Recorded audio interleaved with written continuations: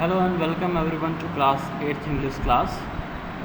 We were doing chapter 8 nesters at work, and in the previous video we learned that the hen and the cock have a peculiar manner of entering into their nest, as hen always prefer the left side to enter as well as the cock prefers the right side to enter the nest. Now we are starting from the last para of page number 43. Okay, so let's get started. The tits in question worked spasmodically at the nest throughout the hours of daylight. Author कहता है कि जो tits हैं वो स्पाजमोडिकली काम करती हैं अपने नेस्ट पे, और वो पूरे डे लाइट में मतलब दिन भर वो स्पाजमोडिकली तरीके से काम करती हैं। मीन्स वो तुरंत सडनली काम करती हैं कुछ देर के लिए, और कुछ देर के बाद वो काम करना फिर से स्टॉप कर देती हैं। For 10 minutes or so they would bring in piece after piece of moss at a great pace and then indulge in a little relaxation. Author कहता है कि 10 मिनट या उससे थोड़ा सा ज़्यादा वो मॉस के पीसेस को बहुत तेज़ी के साथ लेके आती हैं, और उसके बाद वापस से एक हल्का छोटा सा रिलैक्सेशन पीरियड अपनाना शुरू करती हैं। All work and no play makes a tit a dull bird. दिन भर काम और कोई खेल नहीं, ये टिट्स को एक डल बर्ड की कैटेगरी में रखता है। I had to leave the hotel late on the second day, so was not able to follow up the fortunes of two little birds.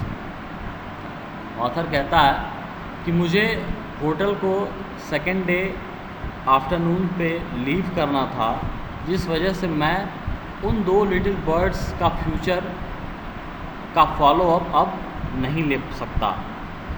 I have however to thank them for affording me some amusement and giving me pleasant recollection of the place. लेकिन author धन्यवाद देता है उन दो tits को कि उन दोनों टिट्स ने ऑथर को खुशी प्रदान की, एक प्लीजेंट एहसास दिलाया, सो दैट वो बाद में भी उस प्लेस को रिकलेक्ट कर सके। It was good to lounge in long chair, drink in the cool air and watch the little birds at work. Author कहता है ये बहुत ही अच्छा लग रहा था कि जब मैं लॉन्ज मतलब बैठना, लॉन्ग चेयर पे जब मैं बैठा हुआ था और ठंडी हवाओं में जब मैं ड्रिंक कर रहा था, और उस वक्त दो चिड़ियों को देख रहा था, उनके काम को देख रहा था, उनके काम करने के तरीक़ों को देख रहा था। ये सीन उस ऑथर को बहुत अच्छा लग रहा था, उसको इस तरीके से बैठ के उन चिड़ियों को देखना। I shall soon forget the tumble down appearance of the house.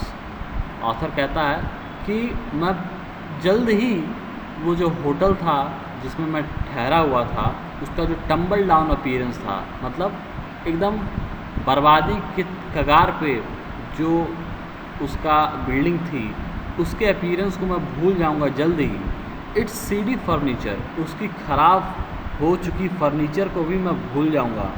Its course ड्यूरीज़, उसकी ड्यूरीज़ मतलब बैठने के लिए ये एक मटेरियल होता है, उसकी जो ख़राब हो चुकी ड्यूरीज़ उसको भी मैं जल्द ही भूल जाऊंगा। इट्स हार्ड बेड, उसके जो कड़े बिस्तर थे उसको भी मैं भूल जाऊंगा। But shall long remember the great snow capped peak in the distance, लेकिन मुझे ये बहुत लंबे समय तक याद रहेंगे वो बर्फ़ से ढके हुए पीक्स जो कि थोड़े डिस्टेंस पे थे, the green moss clad trees, और मुझे लंबे समय तक याद रहेंगे वो हरे पेड़ जिसके ऊपर मॉस कवर्ड थी, जो मॉस से घिरा हुआ था। The birds that सैंग in these, और उन चिड़ियों को मैं याद रखूँगा जो कि गाना गाया करती थी इन वादियों में।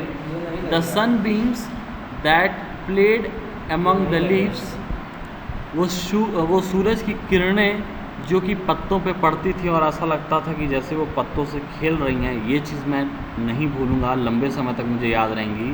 And above all the two little tits that work so industrially eight there nest. और कहता है, और ख़ास तौर पे वो दो लिटिल टिट्स जो कि पूरा इंडस्ट्रियलिस्टली वर्क कर रही थी अपने नेस्ट पे, मेहनत से जो वर्क कर रही थी अपने नेस्ट पे, उनके काम करने के तरीक़ों को जो मैं देख रहा था वो मैं लंबे समय तक याद रखूँगा।